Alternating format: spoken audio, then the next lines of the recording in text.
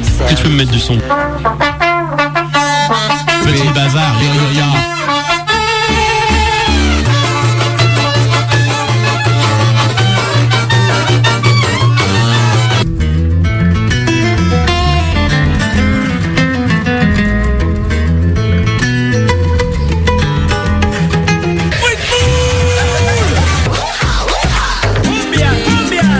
Petit bazar, Radio Canu.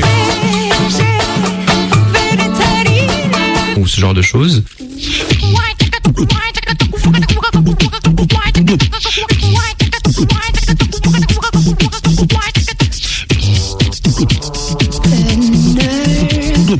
But for now we are young, let us lay in the sun and count every beautiful thing we can see. I bet you they won't play this song on the radio. Surprise! I am, you are, we are crazy. Shake boogie down, shake boogie down. Petit bazar, Radio Canu. Le petit bazar. Petit bazar. Le petit bazar. Le petit bazar. Le petit bazar. Petit bazar. Le petit bazar. Le petit bazar. Quel magnétisme. Petit Coucou. bazar, mais gros bordel. Et bonjour à toutes et à tous, vous êtes sur 102.2 Radio Canu, il est 13h13, nous sommes en retard mais c'est parce que c'est un peu l'effervescence aujourd'hui en studio puisque nous lançons officiellement, Flo tu peux faire l'annonce, c'est quand même toi qui est oui, responsable nous technique. sommes pour la première fois en live sur Twitch. Oh là là. Bonjour les Twitchos. Salut les Twitchos, salut la commu. Personne qui est devant son stream actuellement, mais sachez que là vous pouvez y aller tout de suite, immédiatement, Voilà, si vous nous voilà, entendez. si vous voulez, en plus de nous entendre, voir nos têtes. Alors la mienne particulièrement en gros plan, je m'excuse à l'avance, voilà, de ce que vous allez découvrir quand vous allez Des ouvrir. petits ajustements à faire. Voilà. Mais voilà, donc le but est aussi d'interagir avec vous en direct si vous souhaitez, si vous avez des questions, des interventions, des commentaires, des suggestions, des contributions au débat, voilà. Nous sommes là pour vous répondre.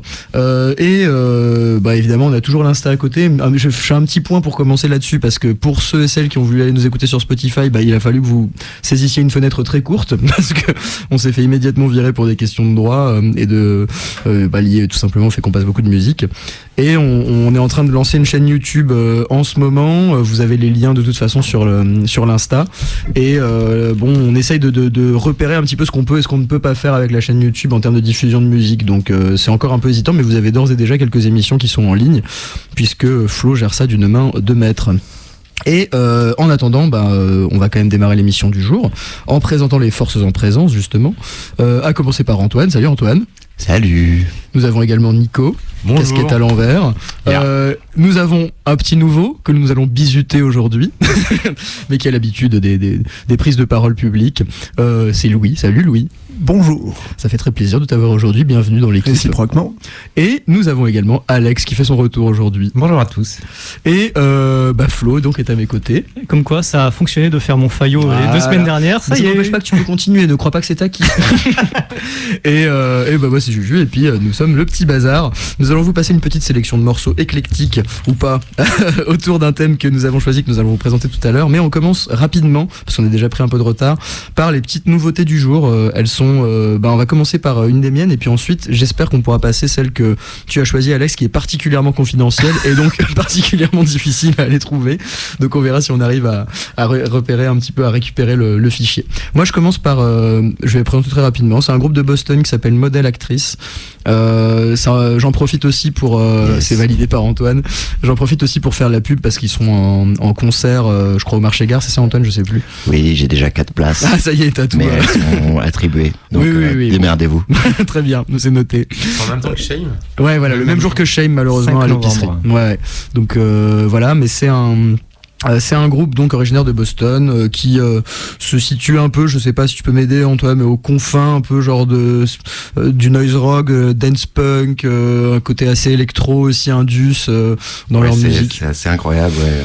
On pourra en parler tout à l'heure, mais c'est assez unique en termes de mix. C'est vraiment étonnant. Moi, la première fois que j'ai entendu, j'imaginais pas du tout que c'était un groupe en fait Live, quoi. dans dans leur line-up. Ouais, je suis d'accord. Donc, Ouais. super. C'est ce qui va rendre la découverte en concert aussi sans doute assez intéressante, quoi, parce que c'est vrai qu'ils ont des dynamiques qui sont très associées quand même à la musique électronique, mais en fait jouer en live, et puis il y a un côté très percussif qui est assez chouette dans leur musique, et le charisme aussi de la chanteuse, je sais pas en fait comment cette personne se genre, donc je veux pas trop dire de bêtises, mais qui a une présence, je crois, scénique assez folle, et puis de toute façon qui a un charisme aussi au chant dans l'album, dans les albums qui est quand même assez incroyable. Il y a quelque chose de très malaisant en fait dans leur musique, de très poisseux, un peu malsain, mais qui marche très bien et qui est en même temps très dansant. Enfin, c'est vraiment une expérience assez chouette. Voilà. Ils viennent de sortir leur deuxième album qui s'appelle Pirouette, et on va écouter le premier single de cet album qui s'appelle Cinderella. Voilà, le premier était génial et le deuxième, je trouve, est dans la lancée, avec peut-être des plans un peu plus mélodiques, un peu plus pop parfois. On sent qu'ils essaient de se diversifier un peu, ça marche assez bien. Bref, voilà, c'est parti. Et puis ensuite, on passera à la nouveauté d'Alex, si tout va bien.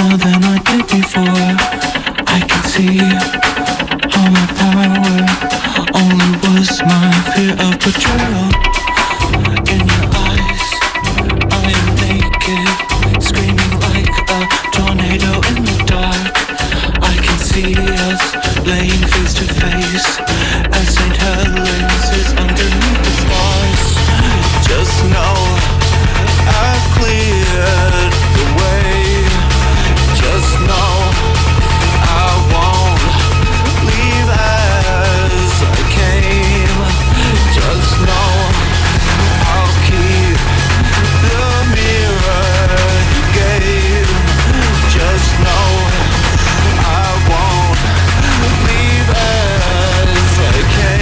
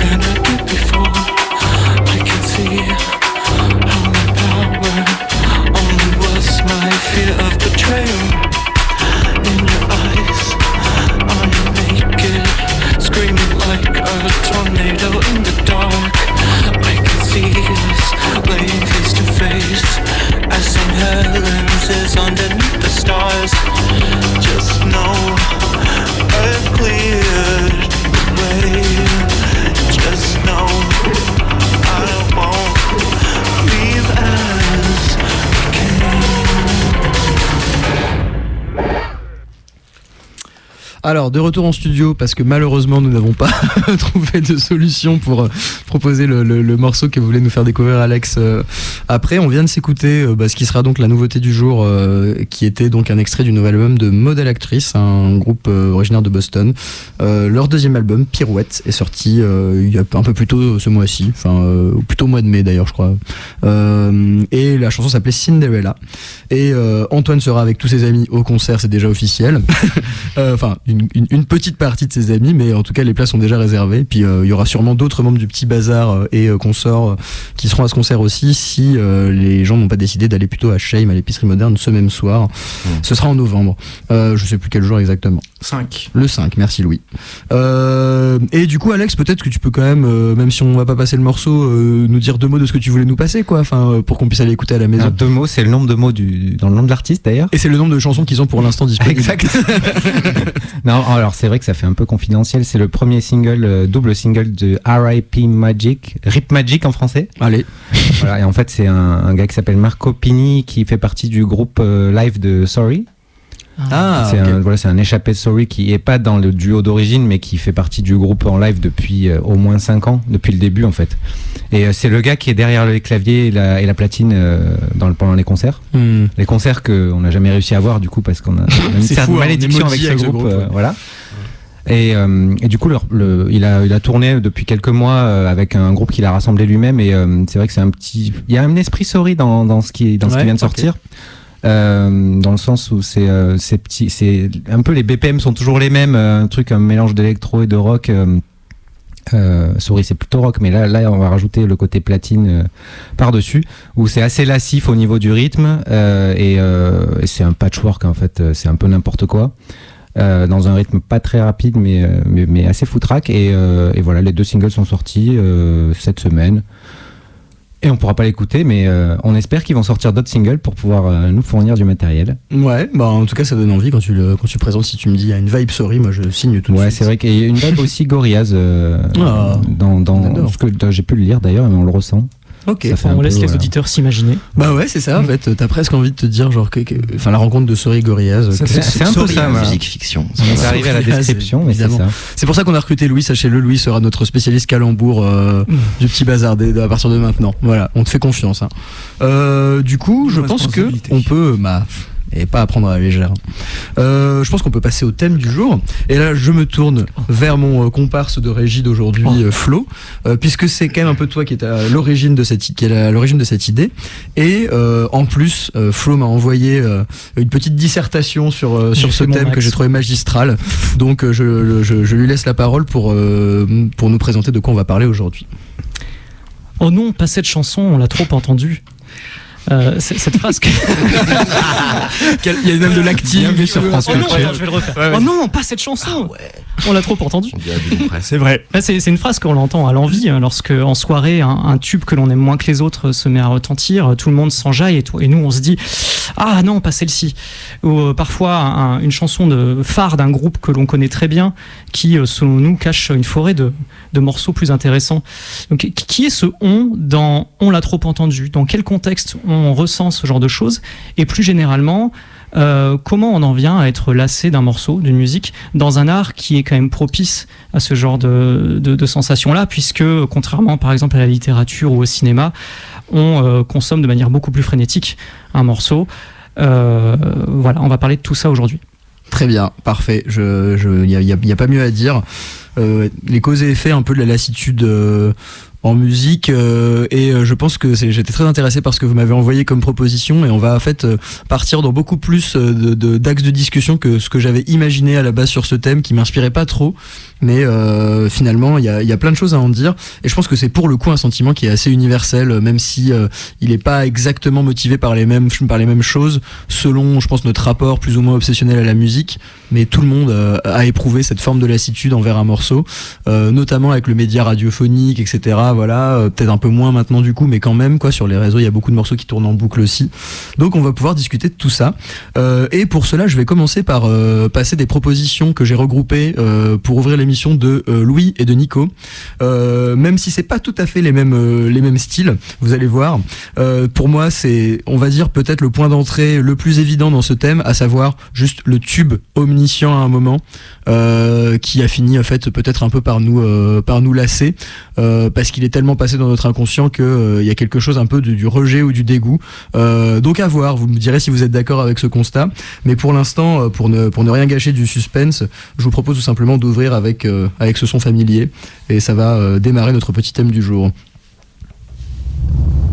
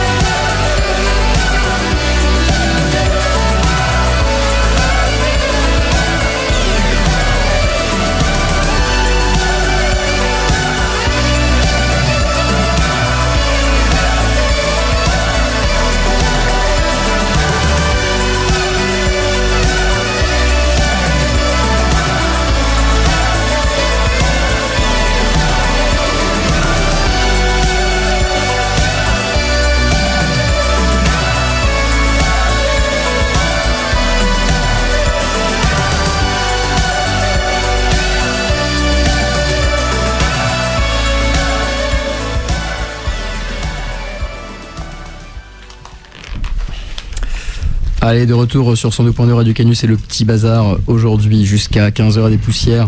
Et nous vous proposons une petite émission sur le concept de la lassitude en musique, c'est-à-dire qu'est-ce qui explique et quels sont les effets de notre lassitude en musique. Et là, on a commencé par 2 morceaux pour ouvrir cette émission et ce thème du jour qui nous ont été proposés par Louis et par Nico. Et donc, on va les laisser justifier, présenter leur choix, etc. et nous dire pourquoi ces morceaux-là et pas des autres. Et en commençant par toi, Louis, comme tu es notre nouvel invité dans l'émission, tu ouvres le thème et on t'écoute. Et du coup, le morceau que j'ai passé, c'est The Final Countdown de Europe, et qu'est-ce qu'on l'a trop entendu, ce morceau. Ça, c'est bien vrai. Je pense que tout le monde est d'accord. Alors, c'était rigolo, dans le studio, pendant que ça passait, les gens disaient « je crois que j'ai jamais entendu ce morceau en entier jusqu'au bout. » C'est vrai. Et c'est vrai que on a souvent juste le souvenir du et après, on a vite envie de passer à autre chose. Du fait de mon grand âge, j'étais là quand il est sorti en 86. Et je me souviens qu'on l'entendait partout. Ça passait à la radio, ça passait à la télé. Il y avait des piles de 45 tours dans le petit supermarché de la petite ville où j'ai grandi.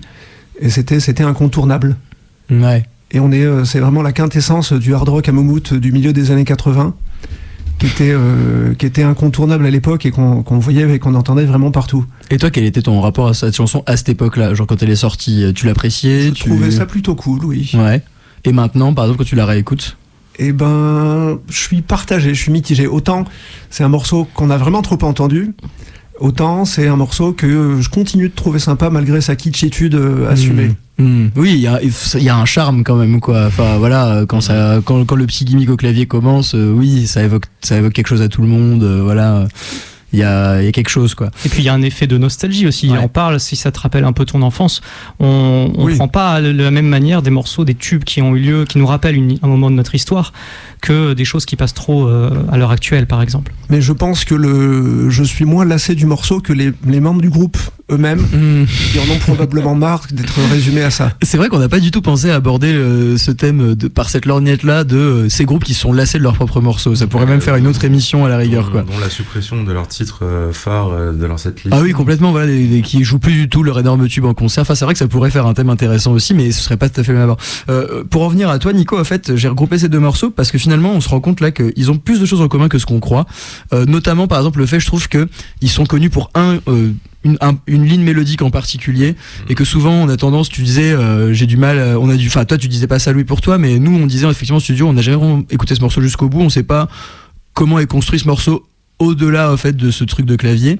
Et toi en fait, Nico, quand tu m'as soumis ce morceau là que tu vas présenter, tu m'as dit aussi en fait j'arrive plus à l'écouter jusqu'au bout. Moi j'écoute l'intro que je trouve cool, et après en fait, voilà. L'intro, ça me. C'était quoi comme morceau déjà? C'était Midnight City de M83, le groupe français des années 2000-2010. Je sais plus trop s'ils sortent encore des choses. Si, je crois encore un peu. Ouais. Ok. En fait, c'est même pas. Je sais pas si c'est un groupe, c'est pas juste lui tout seul en fait. Mais bon, bref. J'ai vu que c'était 2-3. Ouais, bon, bref. Ouais, là c'est clairement une intro pour moi. Bon, après en réécoutant le morceau, c'est vrai qu'il y a quelque chose autre qui se rajoute à l'intro et qui est plutôt prenant, qui me lasse pas du coup, mais en vrai ça faisait partie de ces groupes où en fait il n'y a pas besoin un peu comme Europe en fait, où il n'y a pas besoin d'écouter la chanson en entier pour savoir ce qui va se passer, quoi. Et voilà, c'est pour ça que bon, après elle est énormément entendue, que ça soit à l'époque sur les spots publicitaires, notamment liés là je fais une transition avec Europe, avec l'Euro de foot où c'était la musique officielle, et c'était tout le temps partout à la télé. Ah, bref, c'est ce qui m'a un peu bloqué à l'époque, voilà. Et, si c'était l'Euro 2008, on comprend que ça t'ait bloqué. C'était l'Euro 2008, je crois que c'était 2012 en vrai, non? Ah, c'était pourri aussi. Peut-être 2016. Ça, pour moi, c'est plutôt fin des années 2000, le morceau en soi, mais peut-être que je me trompe. Donc, faudrait vérifier. Le morceau date de 2011. Ah, c'est 2011, bah alors c'est 2012, alors ouais, ok. Bah, je pensais que c'était plutôt que ça. Voilà. Mais en tout cas, ouais, donc toi, tu disais, en fait, là, c'est la lassitude qui est liée aussi au fait qu'effectivement, selon nos cercles aussi, il y a un moment où ce morceau était surreprésenté. surécouté, et qu'en fait le paradoxe c'est que tu finis par retenir le morceau pour une ligne mélodique particulière, mais que cette ligne mélodique est aussi la source de ta lassitude, c'est-à-dire que finalement tu te dis ça marchait bien les premières fois, mais là en fait je pense que j'ai atteint une forme de saturation, et qui est partagée aussi je pense un peu universellement. Souvent là voilà, quand Europe est passé, c'est vrai qu'on a tous eu un peu la même réaction, mais en même temps quelque part on l'a écouté jusqu'au bout avec plaisir quoi. Enfin c'est toujours je pense que la lassitude quand on aborde le thème de la lassitude, ça pose la question du contexte de l'écoute du morceau aussi quoi. Enfin c'est-à-dire que là le fait de le découvrir collectivement ensemble, alors qu'on est en train d'en parler et tout, il y a un truc où on est content de l'écouter quand même, alors que jamais on sortira de cette émission, et pour rentrer chez nous on se mettra Final Countdown de Europe suivi de Midnight City au casque quoi.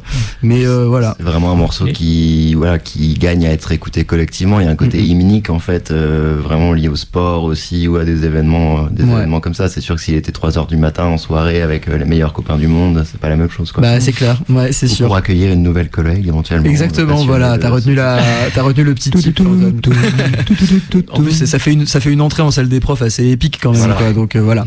Mais du coup effectivement on peut, pardon Flo, je t'ai coupé. Non pas du, c'est moi qui ai été coupé complètement. C'est gentil hein, mais on fait vraiment l'inverse.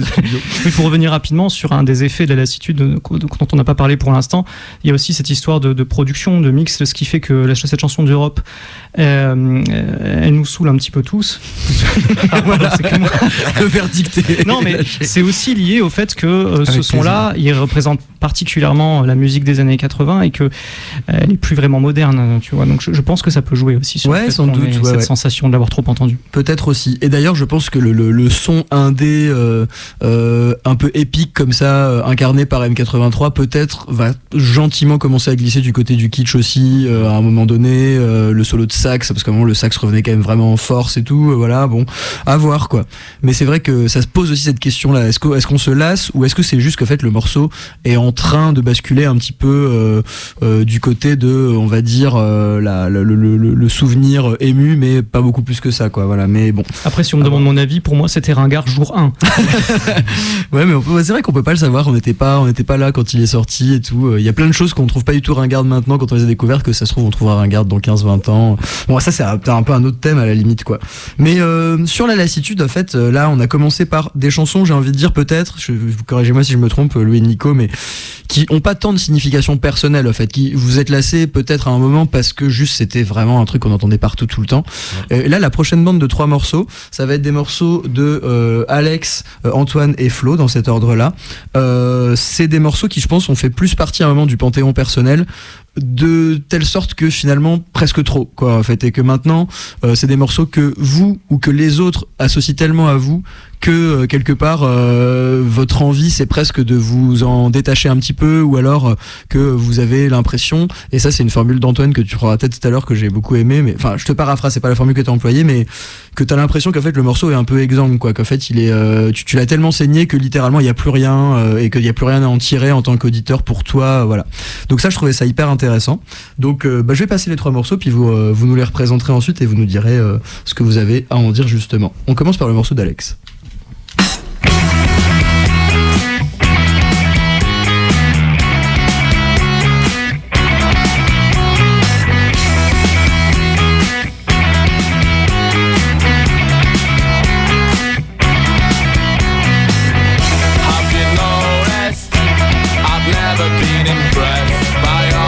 From New York and London, I'll level accusations like the press till you realise that you've dressed yourself in time. Because the mass needs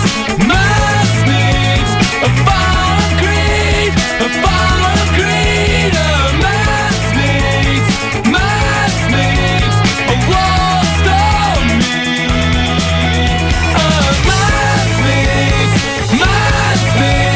a foreign creed, a foreign creed. A mass needs. I'm not bothered what you say or how you dress. I'm a mess, so you've always seen in bad. But really, this all seems quite meaningless when I remember that you never seem to see the fact that mass needs a foreign creed, a foreign creed. A mass needs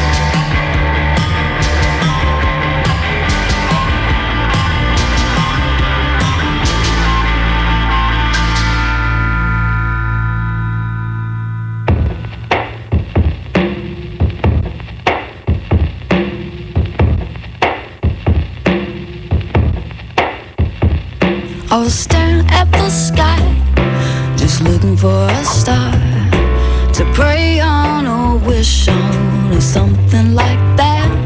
I was having a sweet fix of a daydream of a boy whose reality I knew was a hopeless to be had. But then the dove of hope began its downward slope, and I believed for a moment that my chances were approaching to be grand. But as it came down near, so did a weary tear. I thought it was a bird, but it was just a paper bag. Hunger hurts, and I want him so bad. Oh, it kills, 'cause I know I'm a messy, don't wanna clean up. I got to focus, these hands are too shaky to hold. Hunger hurts, but starving works when it costs too much to love. And I went crazy again today, looking for a strand to climb, looking for a little hope. Baby said he couldn't stay, wouldn't put his lips to mine, or fail to kisses, or fail to cope. I said, honey, I don't feel so good, don't feel justified. Come on, put a little love here in my voice. He said, it's all in your head. And I said, so's everything, but he didn't get it. I thought he was a man, but he was just a little boy. Hunger hurts, and I want him so bad. Oh, it kills, 'cause I know I'm a messy, don't wanna clean up. I got to focus, these hands are too shaky to hold. Hunger hurts, but starving works when it costs too much to love. Hunger hurts, but I want it so bad. Oh, it kills, 'cause I know I'm a mess that he don't wanna clean up. I got to fold because these hands are just too shaky to hold. Hunger hurts, but starving works me when it costs too much to love. Hunger hurts, but I want it so bad. Oh, it kills because I know that I'm a mess that he don't wanna clean up. I got to fold because these hands are just too shaky to hold. Hunger hurts, but starving, it works when it costs too much to love.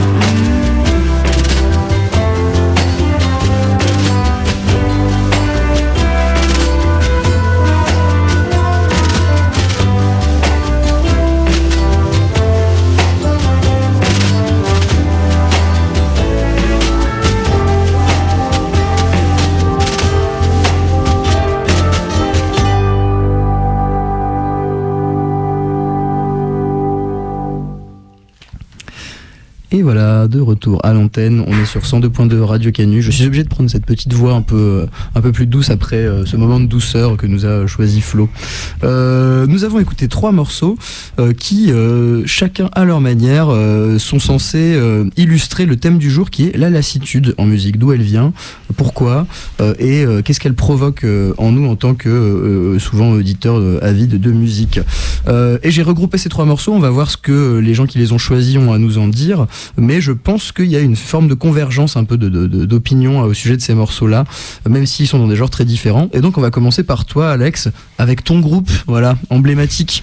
Ah oui, mon groupe à moi que j'aime. C'était les Cribs, The Cribs, un groupe de Wakefield, à côté de Leeds en Angleterre, avec Men's Needs. Leur tube sur Spotify, je pense que c'est leur morceau qui a le plus d'écoute. Extrait de leur 3e album en 2007 qui s'appelait Men's Needs, Women's Needs, Whatever. Et effectivement, c'est un groupe emblématique de l'indie rock anglais des années 2000, les fameux groupes en The, comme on disait à l'époque. Même si sa notoriété s'est un peu arrêtée à l'Angleterre, je pense qu'en France, ils ont dû plafonner à 5 concerts en 20 ans, ce qui fait que je ne les ai jamais vus. Et donc, pensez à moi pour un cadeau futur, s'il vous plaît. Très bien. N'importe comment, si j'arrive à les voir avant de mourir. C'est 2007, 2027. Ils sont en train de faire les tournées des 20 ans, par exemple, de Kaiser Chiefs en tant qu'invité. Voilà, mais ils font pas leur propre tournée des 20 ans. Ils osent pas faire ça. Là, ils sont en tournée que en Angleterre, Écosse et États-Unis cet été. C'est ça. Ah, mais c'est vrai, ouais. Bon, ok. Merci, et malheureusement, c'est vrai. En fait, ce qui s'est passé. Bon, là, aujourd'hui, le thème de l'émission, c'est vraiment pour moi, on parle de la pire sensation en musique pour moi. En fait, c'est vrai que quelque chose. Ce qui pourrait être le pire, c'est écouter des choses que tu n'aimes pas, mais quand tu n'aimes pas quelque chose, juste tu ne l'écoutes pas.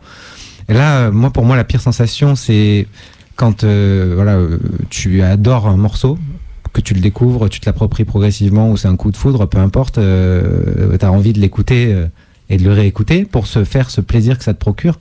Et en fait, tu sais très bien que, j'imagine qu'on en a un peu parlé, qu'on va encore en parler, par divers ressorts qui peuvent s'expliquer, tu sais très bien que ça va s'atténuer, cette émotion extraordinaire que tu ressens, c'est quasiment impossible qu'elle dure au bout de la 100e écoute ou au bout de 100 ans, de 10 ans d'écoute, quoi. C'est marrant, on a l'impression que tu parles du sentiment amoureux quand tu dis ça. C'est intéressant, ça. C'est vrai que tout ce qui est, on peut globaliser, c'est que tout ce qui est émotion forte, extrême, voire extrême, la vie nous montre que ce n'est pas durable en général.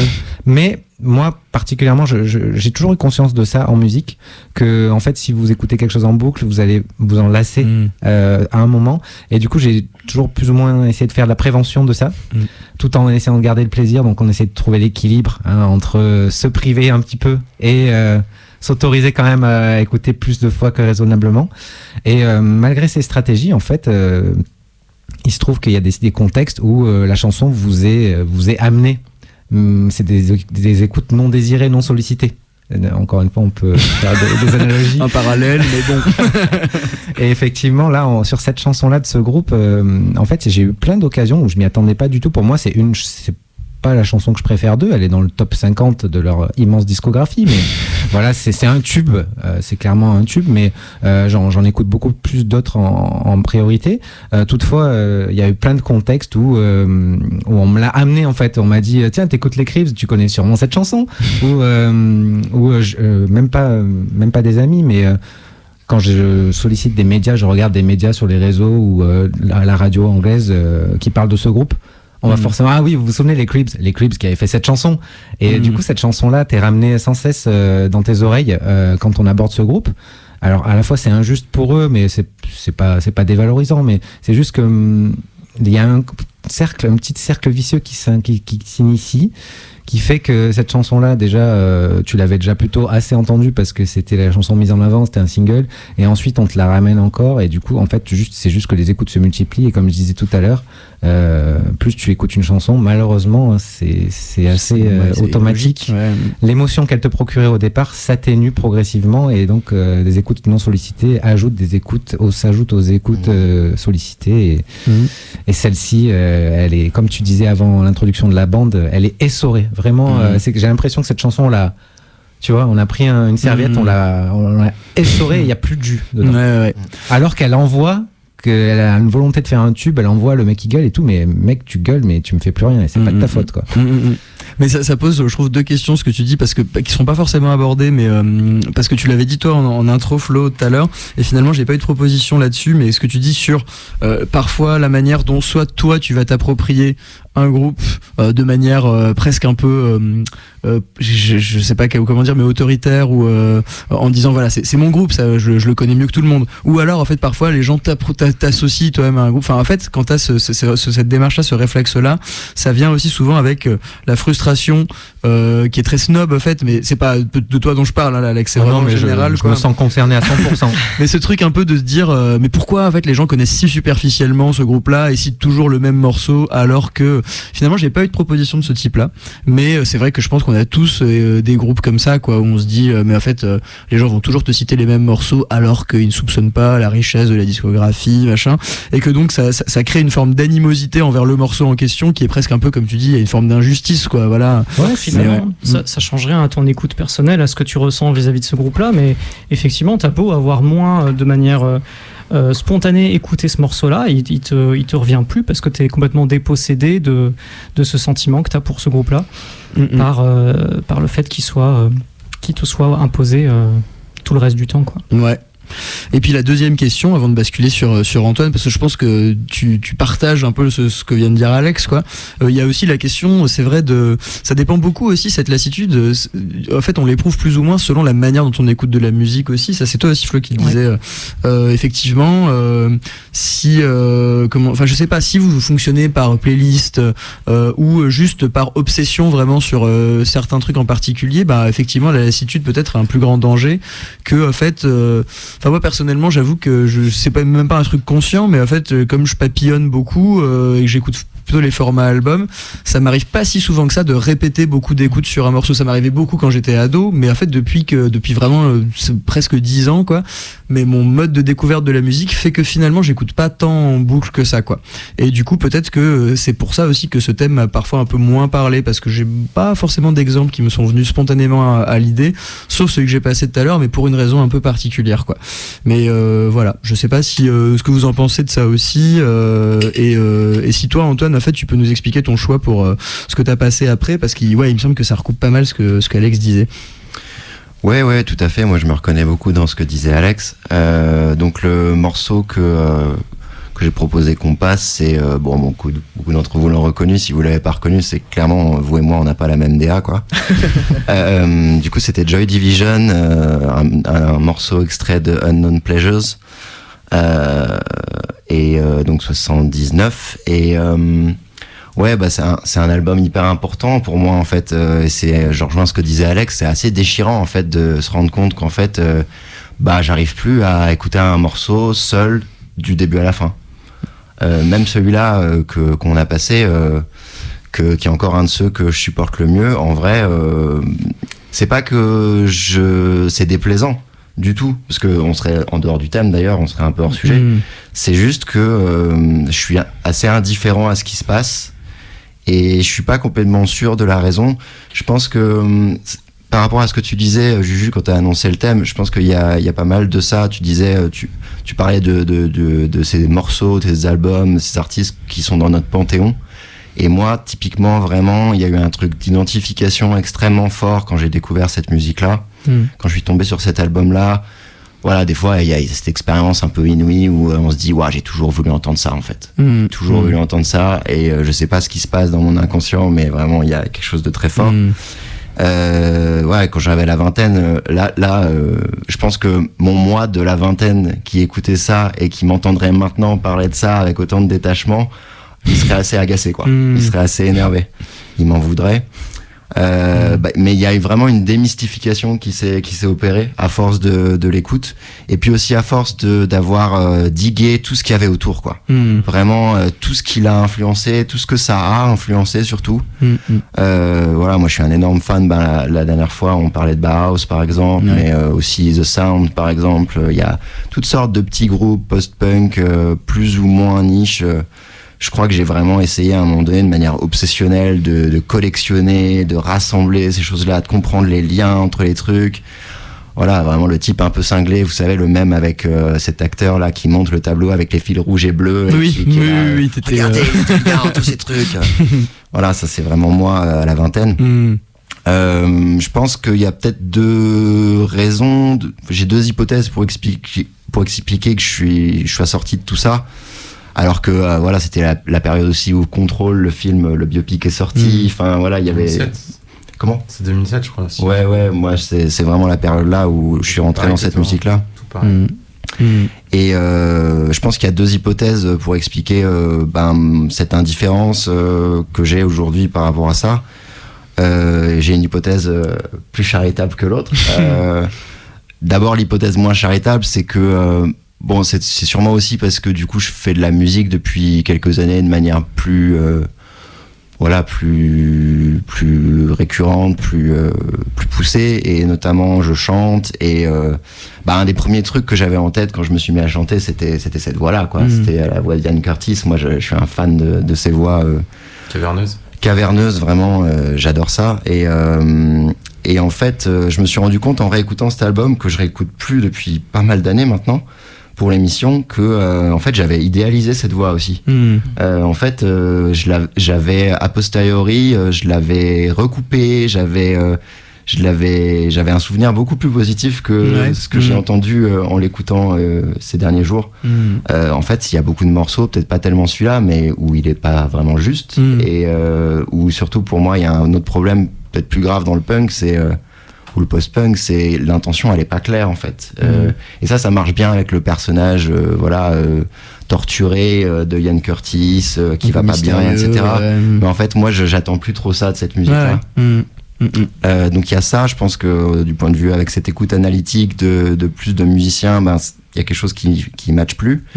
Et puis il y a la deuxième chose, qui est une hypothèse peut-être plus charitable et à mon avis qui est plus juste. C'est aussi que en fait j'ai tellement phagocyté cet album, je me le suis tellement approprié, j'ai tellement fait mien. Il m'est tellement familier maintenant que en fait je peux plus l'écouter, parce que moi ce que j'aime quand j'écoute de la musique, c'est aussi être en rapport avec une certaine étrangeté et voyager quoi. Là je suis chez moi, mais en fait je peux pas rester chez moi tout le temps et j'ai besoin de sortir et voilà quoi, c'est vraiment un de ces albums qui m'a donné une colonne vertébrale en termes d'écoute et de pratique musicale, mais je peux pas rester faire du surplace. T'as l'impression de stagner. Voilà. Il y a plein de gens qui font ça très bien, qui font de la musique, notamment en étant droit de leurs bottes, et qui restent à cet endroit-là et qui le tiennent. Et je trouve ça admirable, mais vraiment, c'est pas ma manière d'entendre tout ça. Ouais, c'est intéressant ce que tu dis, notamment en fait en termes de effectivement poser la question de la lassitude. Parfois, c'est aussi une forme, et c'est encore une fois, le parallèle avec les relations amoureuses parfois, mais c'est une forme d'excès de confort aussi, quoi. C'est le moment où, comme tu dis, quoi, tu te sens tellement confortable que t'es presque anesthésié dans ton rapport à quelque chose, et que du coup quelque part tu te dis faut bouger parce que là l'émotion est partie, ou elle s'est un peu évaporée. Donc je pense que finalement vous dites deux choses assez différentes, mais il y a effectivement des points communs un petit peu dans votre relation, dans votre rapport à ces groupes-là, et je pense que c'est des questions, j'ai essayé de les amener différemment dans la bande qui va suivre après, mais c'est des questions un peu similaires, j'essaierai d'expliquer tout à l'heure. Et on termine avec le morceau de Flo aussi. Toi, c'est peut-être une lassitude qui a moins duré dans le temps, non mais... En fait, je pense que quand on s'approprie un morceau comme je me suis approprié ce morceau-là, on arrive à une lassitude qui est plutôt à court terme, j'ai envie de dire. Enfin, moi, de mon côté, c'est comme ça que je le ressens, parce que moi, j'ai une manière d'écouter de la musique qui est, à l'inverse de toi, très monomaniaque, c'est-à-dire que comme vous en fait, comme Antoine, j'ai tendance à avoir ce rapport un peu passionnel à une chanson, et je vais aller jusqu'au bout de cette passion-là. Mais en fait, plus tard, même si cette passion a un petit peu baissé en intensité, il reste, je me sens comme j'en suis à mes 20 ans de mariage, si tu veux, avec alors j'ai pas précisé ce que c'était la chanson. C'était Paper Bag de Fiona Apple sur son deuxième album, qui a été dire ces 5 dernières années, peut-être largement première de mes écoutes, quoi. Et j'ai découvert ce morceau via YouTube, et je pense que ça a joué aussi dans cette passion dévorante que j'ai eue pour ce titre. C'est parce que j'ai vu son clip qui a été réalisé par Paul Thomas Anderson, qui était son mec à l'époque, et qui est d'une élégance assez rare, presque autant que le morceau en lui-même. Et ça m'a fasciné au point que j'arrivais même plus à dissocier le son de l'image. Et je pense que ça m'est resté en tête maintenant quand j'écoute cette musique. J'ai le clip en tête également. Et ce que je voulais dire, c'est que maintenant, je ne l'écoute plus. Je laisse beaucoup plus de moments, d'espace entre les moments que je lui accorde à cette chanson-là. Mais elle reste toujours de l'ordre de la relation amoureuse, quoi. Une relation amoureuse qui est plus vraiment passionnelle, mais qui est quand même toujours aussi forte. Et je pense que cette lassitude, elle peut se résorber au fil du temps. Sur ces chansons qu'on aime tellement, qui nous ont tant apporté, peut-être qu'à un moment tu vas les mettre un petit peu de côté, mais toujours les retrouver avec envie au fur et à mesure que le temps passe. Oui, c'est vrai, ça peut donner de l'espoir à tout le monde, y compris à toi, Antoine. Peut-être que à un moment tu vas arriver au stade où tu te rendras à nouveau Joy Division étrange. Alex voilà, me conseillait tout à l'heure hors antenne d'écouter aussi d'autres versions du morceau, des versions live, des versions d'autres enregistrements sortis dans les compiles postérieurs après la mort de Curtis. C'est vrai que c'est une bonne piste. Ouais, bah carrément. En plus, je pense que là, le sentiment est d'autant plus fort que c'est un truc, t'as l'impression de connaître par cœur, et du coup, t'es vraiment littéralement surpris à un moment par une petite fluctuation à laquelle tu t'attendais pas. Donc ouais, non, je pense que voilà, la lassitude est pas, ça c'est cool, je trouve, Flo, de effectivement conclure ton intervention là-dessus, que la lassitude est pas une espèce de fatalité irréversible. Voilà, en fait, et peut-être que il y a des périodes aussi, quoi, des moments où on va relancer un petit peu l'intérêt. Et d'ailleurs, en fait, ça fait bien la transition avec les 3 morceaux suivants. Faut qu'on accélère un peu, je pense. Je sais pas s'il y a Léa après, mais on parle beaucoup. On a commencé un peu en retard, c'est très bien, hein.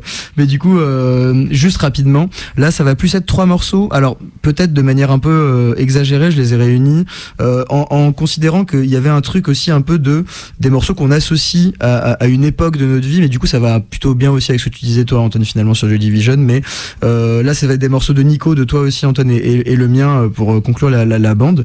Et c'est vraiment les morceaux qu'on associe à une certaine époque de notre vie, mais dans lesquels on se retrouve plus vraiment parce que on a l'impression qu'en fait c'était nous avant et c'est plus le nous de maintenant, quoi. Et donc peut-être que là c'est une forme de lassitude qui est venue parce que là aussi on a exprimé le jus du morceau tellement fort qu'il n'y a plus rien, mais aussi parce que quelque part on s'identifie plus vraiment avec la personne qui aimait ce morceau au moment où il a été découvert et tout, quoi. Donc voilà, je sais pas trop si c'est le cas parce que je pense qu'avec toi, Nico, c'est un peu différent, mais on va quand même commencer la bande avec ton morceau qui dira quelque chose à certains dans ce studio, je pense, et c'est parti.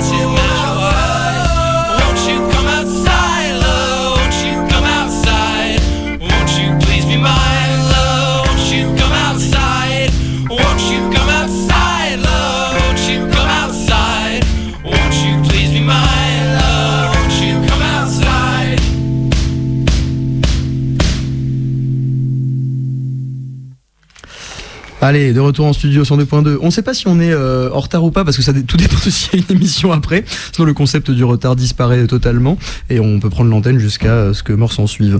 Mais on est dans une émission sur la lassitude, donc du coup on va rendre l'antenne avant que vous-même vous soyez lassé, vous inquiétez pas. On vient de s'écouter une bande de 3 morceaux que je vais vous laisser présenter. Nico d'abord, ensuite Antoine, et puis là on vient d'écouter ce qui sera finalement ma seule contribution au thème. Et donc on commence par Nico. Qu'est-ce que tu nous as choisi et pourquoi? Alors c'était les Brian Johnston Massacre avec Anemone, sorti sur The Satanic Majesty Second Request en 95. Alors pour moi là c'est vraiment une grosse lassitude, trop écouté vraiment, que ça soit en version studio, en version live, j'ai l'impression que tout le monde attend cette chanson là, il la joue tout le temps en fait. Et en fait pour moi j'ai aussi cette impression que chaque morceau des Brian est une version d'Anemone mais différente. J'ai l'impression que tout BGM au niveau de la discographie évidemment que non, hein, mais est représenté par cette chanson en fait. C'est un prisme total sur tous les albums, donc c'est assez dramatique, ce qui fait que c'est non pas la chanson mais limite le groupe maintenant que j'ai du mal à apprécier à sa juste valeur comme j'avais pu l'apprécier durant tant d'années. Et peut-être la force de les avoir vus plusieurs fois, notamment la dernière fois, qui me laisse pas un très grand souvenir scénistique de leur prestation. C'est tout récent là, c'était il y a 3 semaines. Il y a 3 semaines, ouais. On y était avec Louis, voilà. Ouais, bah là, moi j'ai bien aimé, mais c'était posé. Ouais, oui. Moi, les fois que je les ai vus, c'était un peu ça. C'est-à-dire que quand t'es pas énorme fan et que tu peux chanter tous les morceaux par cœur, t'as quand même, justement, pour le coup, la lassitude au sein du concert. Je trouve qu'ils s'installent assez vite, surtout qu'ils ont tendance à jouer 3 heures. Quand ils avaient joué 3 heures, j'avais vraiment grave kiffé. Ouais, c'était peut-être la première fois que tu les voyais. Ouais. Voilà, j'aurais dû m'arrêter là, en fait. Ça pose une autre question intéressante. C'est genre, est-ce que on pourrait pas parfois anticiper la lassitude et se dire, je me force à m'arrêter, quoi. Tant pis, voilà, je me frustre un peu pour, du coup, ne pas éprouver ce sentiment-là qui est en vrai un sentiment pas toujours agréable, voilà. Et alors toi, Antoine, c'est plus une lassitude par rapport à un son, un style, j'avais l'impression quoi là, que la raison pour laquelle tu nous as proposé ce morceau. Ouais, j'ai choisi ce morceau là de Mars Red Sky, Strong Reflection. Je crois que c'est celui qui a le plus d'écoute sur Spotify par exemple. Il date de 2011. Ouais, c'est ça, 2011. Il représente pour moi tout un son, une manière de composer et de produire de la musique avec laquelle je peux plus quoi. Pourtant j'ai vraiment adoré ça. C'était ma grosse période de stonar, vraiment fin 2000, début 2010. Je pense pendant 10 ans j'ai écouté tout ce que je pouvais de groupes dans le même genre. J'étais un gros fan de Samsara Blues Experiment, Elder, des trucs aussi de néo-psyché, genre The Oscillation, un tas de trucs comme ça. J'allais écouter tous les groupes sur lesquels je pouvais mettre la main. Je crois que ce qui distingue ça, c'est les espèces de... une manière de composer très linéaire. Là, par exemple, le morceau, vraiment, il y a cette ligne de basse très groovy, monolithique, qui change quasiment jamais. Et puis tout est très continu comme ça, c'est un long flow continu tout en rondeur, un espèce de mur de son sans aspérité, très très consonant. Moi vraiment j'ai plus aucune prise là-dessus, vraiment je sais même pas quoi écouter en fait. Alors que pendant des années j'étais hyper impressionné par cette espèce de pureté, de simplicité, quelque chose qui t'emporte comme ça, comme une vague. Moi j'ai une grosse culture métal, enfin c'est quand même beaucoup mon identité musicale, le métal, et j'aimais beaucoup cette idée d'un mur de son qui est implacable quoi, et de distorsion qui te submerge et qui t'environne, qui t'englobe complètement. Mais maintenant j'ai vraiment ce truc presque nauséeux en fait. Ah oui. J'arrive plus non plus à l'écouter jusqu'au bout ce morceau-là, et c'est dommage parce que c'est quand même assez chouette. Et puis par ailleurs je fais un peu ma pétasse jugeante, hein. C'est des gens super, j'ai eu l'occasion de discuter avec eux. C'est complètement divorcé, je pense, de la qualité intrinsèque du morceau, quoi. C'est vraiment là ta sensation, quoi, hein. Oui, c'est intéressant de le rappeler d'ailleurs, qu'en fait la lassitude n'a rien à voir avec clairement, le jugement en fait de valeur qu'on pourrait apporter sur un morceau. C'est ça qui est cool, c'est que c'est purement personnel et parfois un peu insondable, quoi. T'as du mal à l'expliquer, enfin tu l'as très bien expliqué en l'occurrence, mais malgré tout je pense que c'est pas toujours facile de mettre des mots exacts dessus ou d'exprimer exactement. Je sais pas si je t'ai interrompu, Antoine, si t'avais quelque chose à rajouter ou Non, je crois pas. Non. Ben du coup, moi en fait je me rends compte en vous écoutant que c'est peut-être pas tout à fait la même chose qui m'a poussé à choisir le morceau que j'ai passé ensuite, parce que alors ça, bon, le morceau vous l'avez tous reconnu, c'était un tube interplanétaire. Non, c'est très très personnel. C'est un groupe de Toronto qui s'appelle les Born Ruffians, qui est un groupe indé que j'avais découvert en feuilletant un numéro de Magic RPM à l'époque, en 2007, 2008, je sais plus quand l'album est sorti. L'album s'appelle Red, Yellow and Blue. Le morceau qu'on a écouté s'appelle Kurt Vonnegut, comme l'écrivain. Et du coup, Kurt Vonnegut Junior. Il manque peut-être une syllabe. Non, c'est VO2NEGUT. Donc moi je prononce Kurt Vonnegut. Ah oui, ouais, je pense que. Excusez-moi, cette interruption était impertinente. C'est pas grave, mon cher. Que dire sur en fait cet album, je pense que en vrai, si je devais, s'il existait quelque part une somme de statistiques, je pense qu'il arriverait pas loin de la première place d'album que j'ai le plus écouté dans ma vie.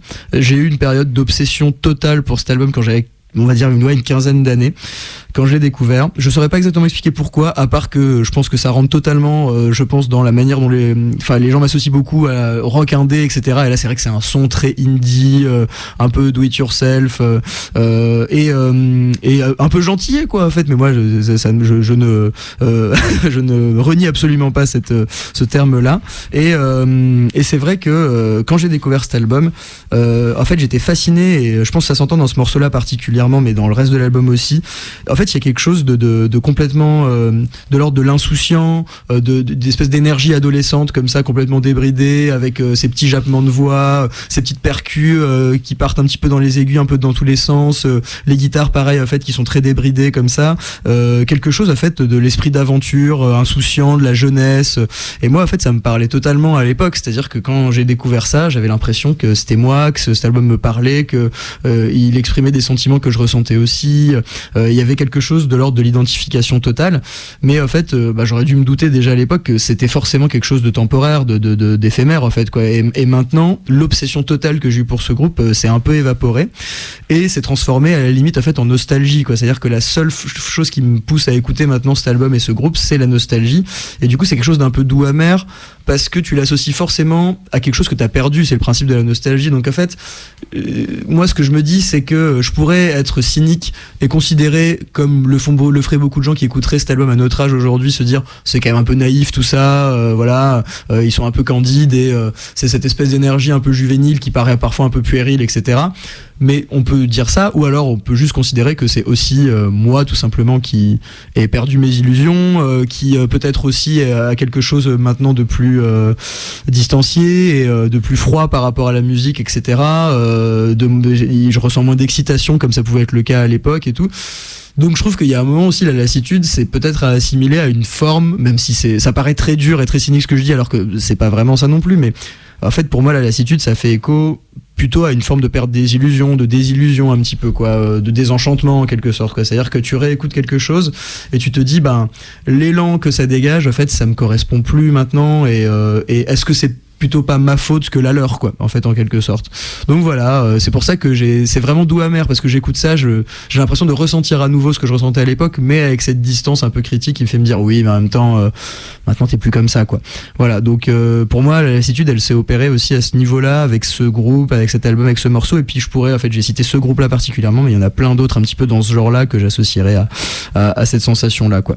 Et cet enchantement-là, que tu ne le retrouves plus dans des morceaux que tu découvres maintenant ? Si, en fait, mais là, en fait, la différence, c'est que je trouve que l'enchantement, il était lié à la fois à la découverte et à la fois, en fait, à l'univers musical lui-même. C'est-à-dire qu'en fait, l'univers musical lui-même, c'était celui de l'enchantement adolescent, alors que maintenant, l'enchantement que je peux retrouver dans certaines écoutes, il est quand même lui-même lié à une certaine mélancolie. C'est-à-dire que voilà, en fait, je sens que en fait, mes découvertes musicales, elles font écho à la personne que je suis aujourd'hui. Et du coup, ce genre de musique, ça crée un décalage, parce que je me reconnais plus du tout dans cette musique-là, alors que je sais que je me suis hyper identifié à un moment, quoi. Mais voilà, je sais pas si ça vous évoque des choses aussi, mais je pense que finalement ça recoupe pas mal de choses qui ont été dites auparavant. Voilà. On va finir. Alors, on va essayer de faire l'intégralité de l'émission, sachant que évidemment nous aurons un petit jeu de Florian à la fin, quoi qu'il arrive. Oui. Même s'il faut couper des morceaux, tant pis. Tu joues pas, Julien, tu joues pas. Je joue pas, d'accord, bon. Il a 2 points. Mais en tout cas, on a 3 derniers morceaux. Et alors là, c'est très simple. J'ai choisi de finir sur une note optimiste. Bah, vous avez été certains, 3 exactement parmi vous, à choisir un morceau qui aurait pu et aurait dû même provoquer la lassitude, vu le niveau de consommation que vous en avez fait ou vu le niveau de popularité de la chanson. Et pourtant, ce n'est pas arrivé. Je trouve c'est intéressant aussi de questionner pourquoi il y a certaines chansons qui sont comme imperméables comme ça à cette sensation-là. Donc, on va finir avec 3 morceaux. C'est Alex, Louis et Flo qui nous les ont choisis et qui apparemment dont ils ne se sont toujours pas lassés, et on en est bien content. C'est parti.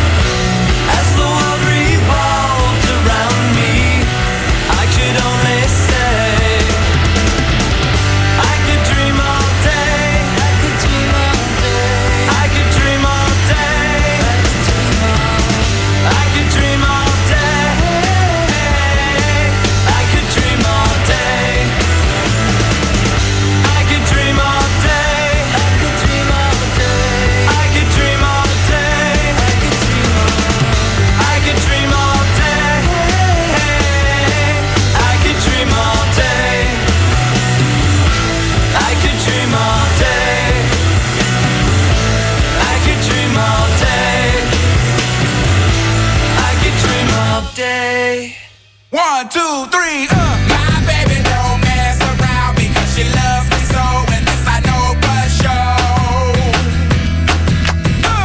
But does she really wanna, but can't stand to see me walk out the door?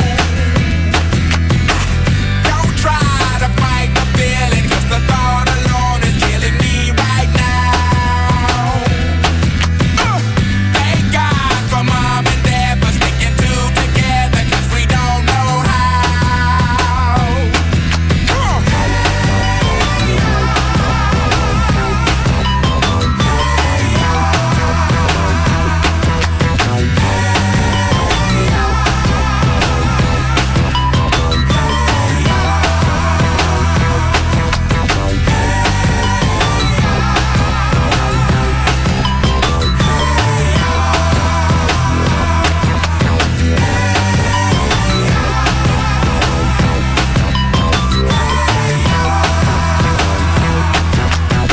You think you got it, oh, you think you got it, but got it, just don't get it, cause there's nothing at all. We get together, oh, we get together, but separate's always better when there's feelings involved. If what they say is nothing is forever, then what makes love the exception? So why yo, are we so in denial when we know we're not happy here? Y'all don't wanna hear me, you just wanna dance.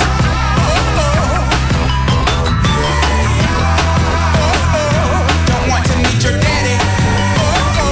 Just want you in my caddy. Don't want to meet your mama. Just want to make you come. I'm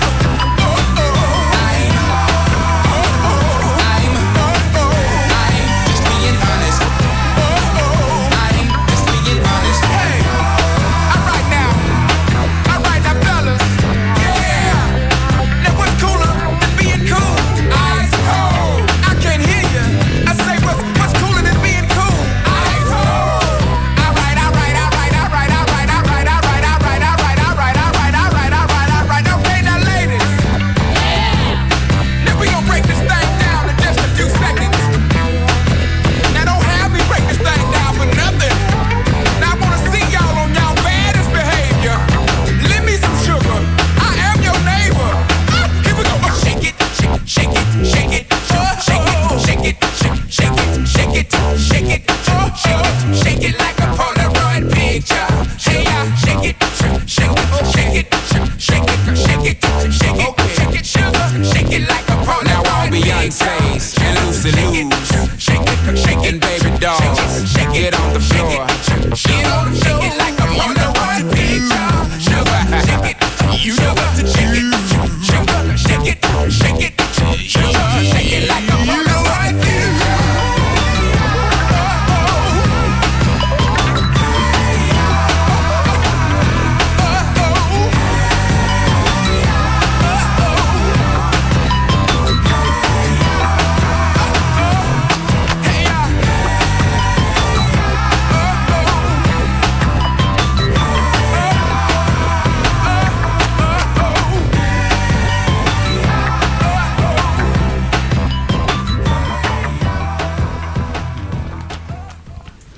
J'ai pas pu résister de finir l'émission sur ce morceau qui est quand même la définition, on le disait en off, de morceau irrésistible. Et on finit cette émission de lassitude sur des morceaux qui, contre toute attente, ne nous ont pas lassés. Et je trouvais ça intéressant de conclure là-dessus parce que finalement ça éclaire tout autant ce thème que l'inverse. Donc est-ce que vous pourriez expliquer, en commençant par toi Alex, pourquoi ce morceau, malgré, comme tu disais, les 560 écoutes peut-être, voire plus que tu en as faites, pourquoi tu ne t'en es pas lassé? Et d'ailleurs, qu'est-ce que c'est que ça? Oui, c'était le groupe Oh Children, un groupe anglais qui avait sorti son premier album avec ce morceau-là, Runes, en 2010. C'est un groupe Comet qui a sorti un deuxième album ensuite en 2012, mais qui a tout de suite arrêté suite à le chanteur avait communiqué dessus. Le chanteur s'appelle Tobias O'Kendy et il a fait une grosse dépression. Il avait besoin d'arrêter. Et il a essayé de faire des trucs solo après, mais ça n'a pas pris. Et du coup, c'est fini en fait depuis très longtemps.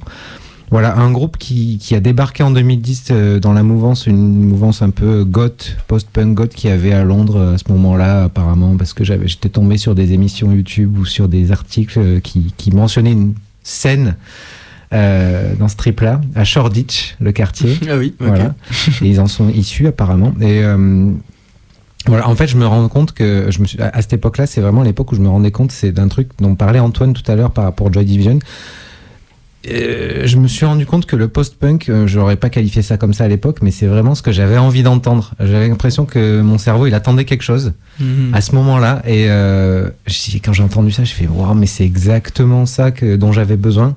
Et ce morceau-là, en fait, il y avait que ce single à ce moment-là, donc forcément, mes tactiques de prévention pour ne pas écouter en boucle un morceau, de typiquement écouter l'album en entier et se le repasser, comme tu disais toi tout à l'heure. Là, je n'avais pas d'album. Ouais. Il est sorti ensuite l'album, mais il ne contient pas de morceau aussi fort que celui-ci, à mon sens.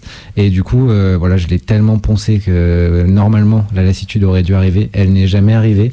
Et le deuxième élément, je pense, qui a renforcé qui a empêché cette lassitude aussi, c'est quelque chose que mentionnait Flo tout à l'heure sur Fiona Apple, c'est que je l'ai tout de suite associé cette écoute frénétique aux images du clip qui est sorti en même temps, et que pour le coup, je l'ai regardé alors que ce n'est pas dans mes habitudes.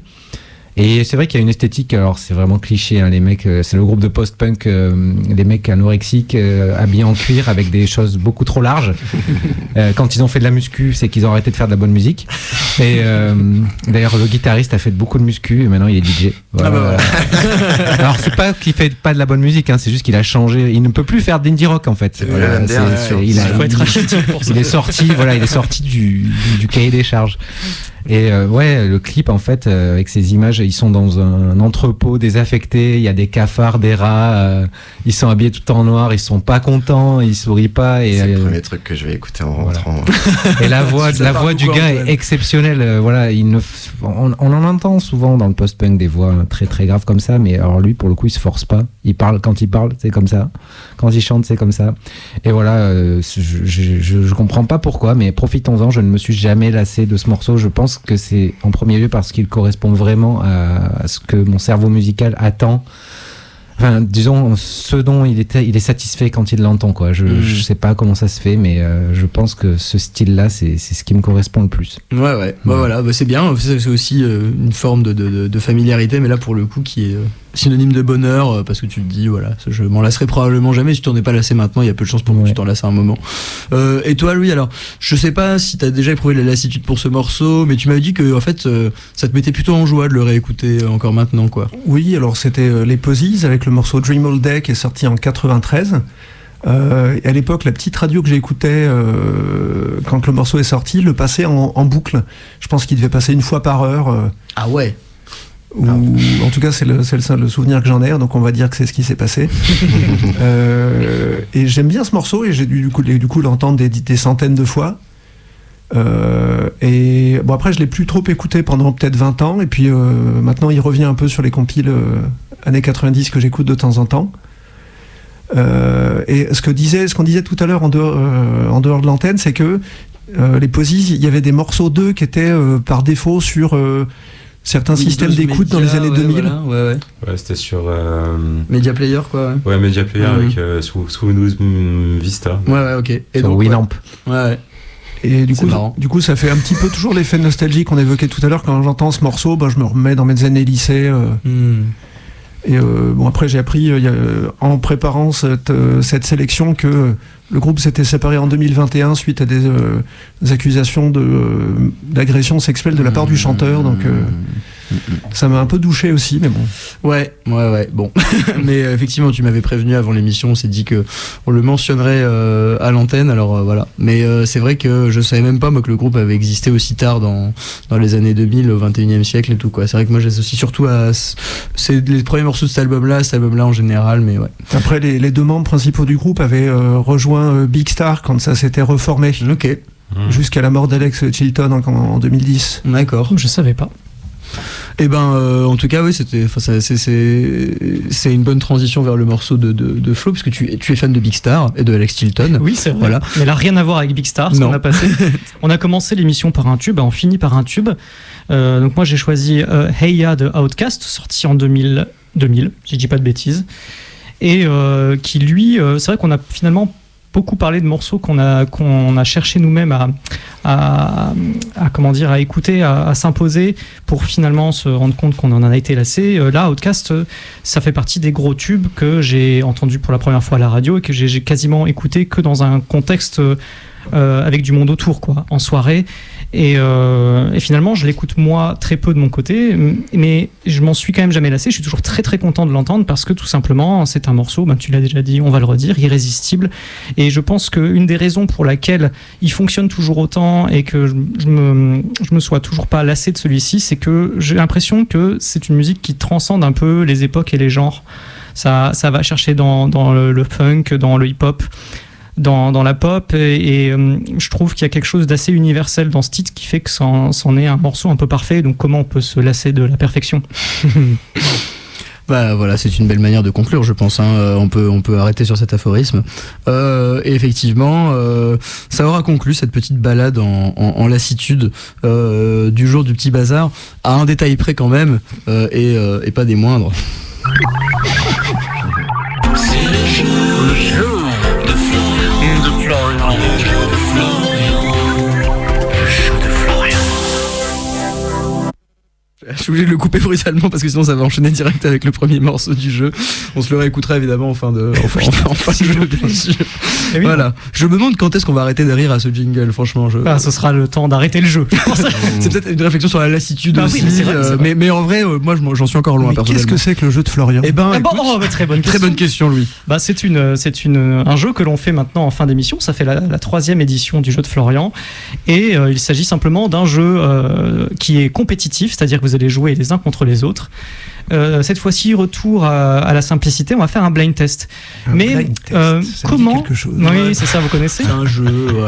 Vous allez devoir, donc j'ai passé une chanson, vous allez devoir lever la main. La première personne qui lève la main, je vais lui demander de nous donner l'artiste, et puis si elle trouve, elle a un point. Sauf que, pour aller un petit peu dans le thème de l'émission d'aujourd'hui, je me suis dit, comment faire pour ne pas se lasser finalement d'un morceau qu'on a trop entendu? Et simplement en l'écoutant en 2 fois plus rapide ou en 2 fois plus lent. Donc ça correspond à ce que tu disais à Antoine tout à l'heure, Alex. Voilà, faut changer les versions. Tu vois, je pense que Chilos contrôle en 6 fois plus rapide. Il faut se recréer des surprises. Oui. Ça fait un twist, quoi. Et pour les gens qui aiment pas les voix caverneuses, tout à coup, on entend une carte. Alors, je suis désolé d'avance. Je suis désolé d'avance, ça va peut-être être dégueulasse à l'antenne. On verra. Et ça fait partie du jeu. Donc voilà. Première chanson, j'ai alterné lent, rapide, vous verrez. Et donc c'est les morceaux en entier en fait qu'il y a dans les. Non, j'ai commencé à l'intro, j'ai coupé au bout d'un certain. On va pas tous les écouter en entier, bien sûr. Ok. Et allez, c'est parti pour le premier. Morceau numéro 1.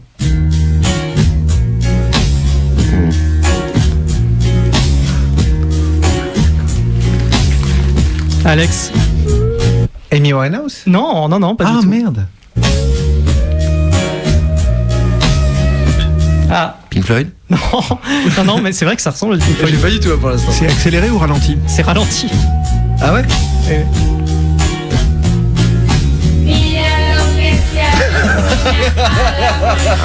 Juju. Ah mais c'était la SketchUp. Oui, c'est la SketchUp avec The Ketchup Song, Acéréré. Attendez, parce que quand même un peu les couplets là. C'est très cybernétique. C'est pas mal cette version. Si tu peux aller jusqu'au refrain, je sais pas si c'est possible. Ouais. Attends, je peux pas trop avancer. Non, j'ose pas avancer. Ah ouais. Bon, c'est pas grave. Peut-être à la fin. Ouais, c'est ça, on a le temps. Ça fait morceau des Cardigans du coup. Ouais, franchement, oui. On se rend compte que ça change totalement le style de musique des morceaux que je vais passer. Et j'étais en train de me dire, genre, ça, t'es drogué, t'écoutes la version ralentie de la SketchUp. Je pense que tu pars dans le turfu. Vrai truc de Stoner, ouais. Allez, on passe au morceau numéro 2. Enfin, morceau numéro 10, mais voilà. Ouais, voilà, ok, oui. Attention, ça va s'accélérer cette fois. Accéléré. C'est les Daft Punk. C'est les Daft Punk, Julien qui empoche son 2e point, mais il est invincible au jeu de Florian, c'est terrible. Bah, j'avoue que on va se l'écouter quand même. Elle dure 40 secondes cette piste.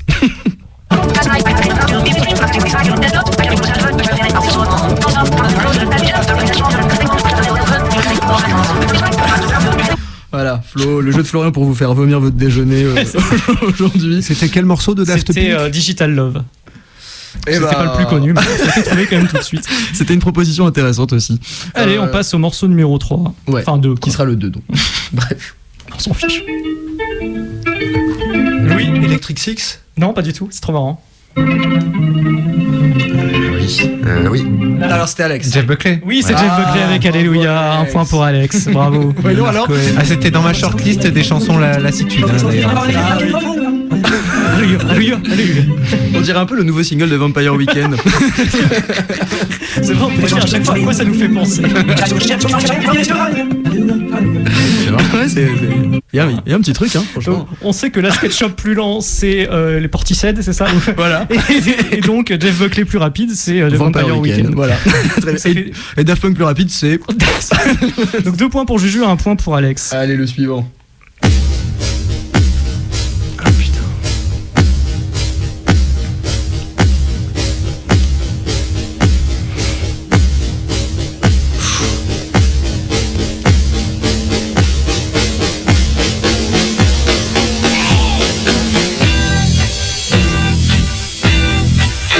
Alex, Les Ting Tings. Les Ting Tings, ça fait 2-2. Bravo, on s'écoute un peu.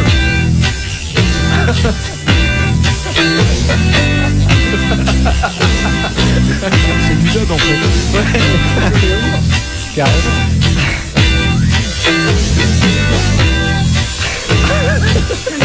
Du coup, c'est l'intro la plus longue du monde. Donc, qu'est-ce que les Ting Tings en ralenti, c'est quoi? Il y a un petit côté stoner. Hein. Ah, c'est du dub. Ouais. C'est du dub Inc. C'est toi qui disais C'est le Dub Inc. ou Dub Inc. Ouais. Et bah voilà. Ah bah, c'est parti, la suivante, allez. Oh là. Et la 5, morceau 5. C'était Georges 4 Brassens. du coup.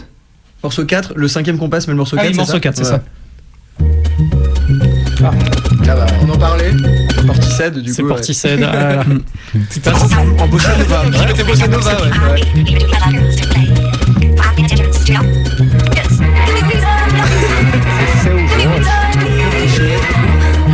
Ouais, c'est. Ouais. Donc ça fait 3 points pour Juju. Allez, la suivante. Suivante.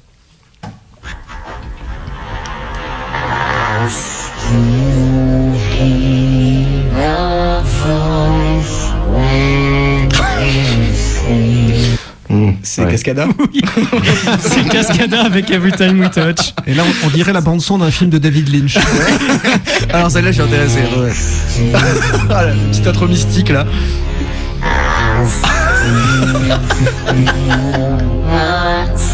I'll see you in 20 years.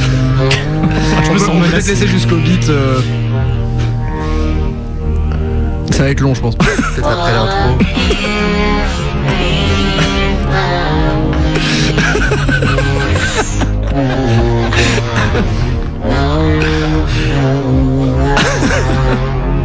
On va avancer un tout petit peu après l'intro. Bah, en fait, je sais pas comment. Attends, ça va y aller. Il y a le refrain qui arrive.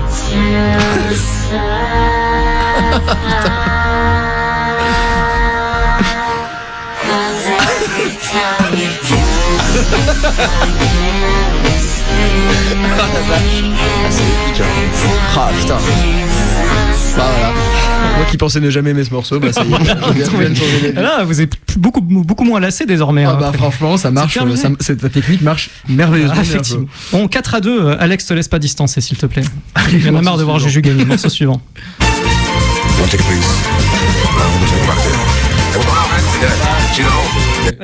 Bah, enfin, vas-y, Louis. C'est Barry White. Ouais, ouais. Bon, allez, on t'accorde le Oui, point. oui, oui. Oh là là.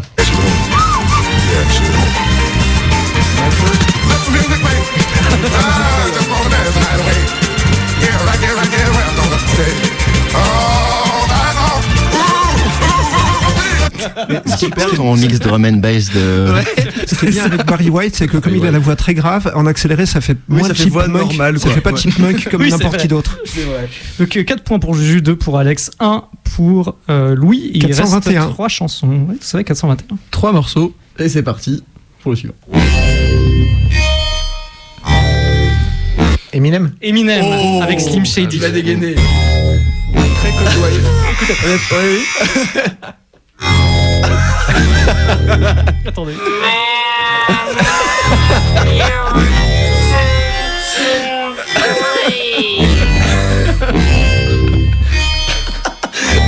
On dirait de la musique baroque. C'est une église. C'est lui.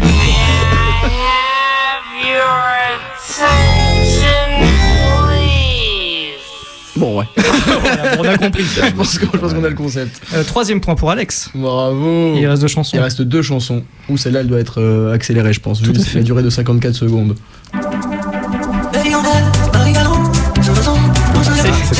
C'est Louis, hein. C'est Louis. C'est Laurent Voulzy. C'est Laurent Voulzy, bien joué. Il en met. Marie Galante. Eh oui. Saint-Vincent.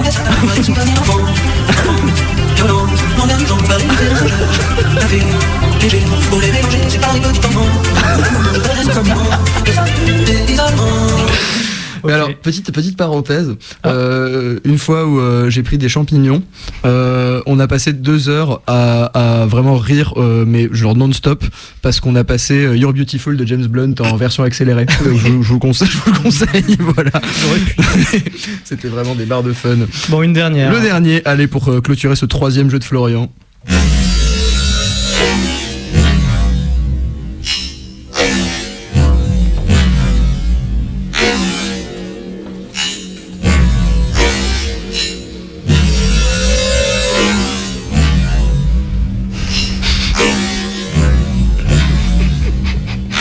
Ça étonne.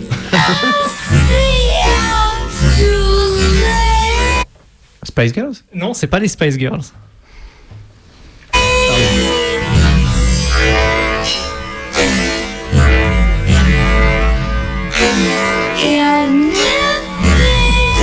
C'est pas Björk? Non, c'est pas Björk.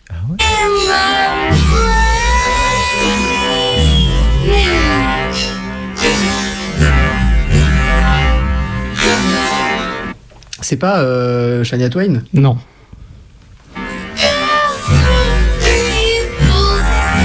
Ah putain, Taylor Swift. C'est Taylor Swift avec Shake It Off.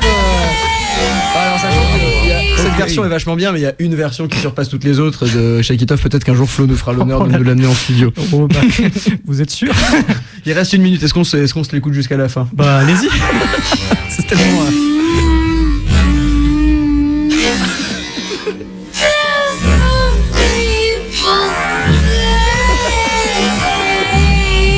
Ça fait vraiment Björk, hein?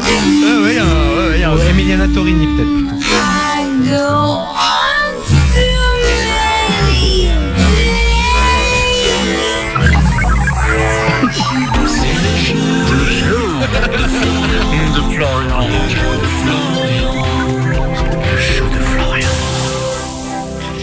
Et voilà, merci encore Flo pour cette masterclass. D'avoir joué Juju qui obtient un 3e point, il est imbattable. Bon, mais en tout cas, moi, je vraiment ce jingle. Je sais pas quoi, c'est vraiment de l'émotion, enfin de l'émotion à l'état pur. Eh bien écoutez, je crois qu'il ne nous reste plus qu'à rendre l'antenne, un petit peu en retard, mais Léa n'est pas là, je pense qu'il n'y aura pas d'émission aujourd'hui. Donc nous, il ne nous reste plus qu'à vous souhaiter un bon long week-end, si vous avez bien le jour férié du lundi, et vous dire, je cherche la date dans mon esprit, oui, je pense à la semaine prochaine pour ma part, et je ne sais pas si certains d'entre vous ici présents le seront aussi la semaine pro. On verra ça, et en attendant, on vous souhaite un bon week-end, on vous fait des bisous, et on vous dit à plus. Ciao. Merci. Ciao. Bisous.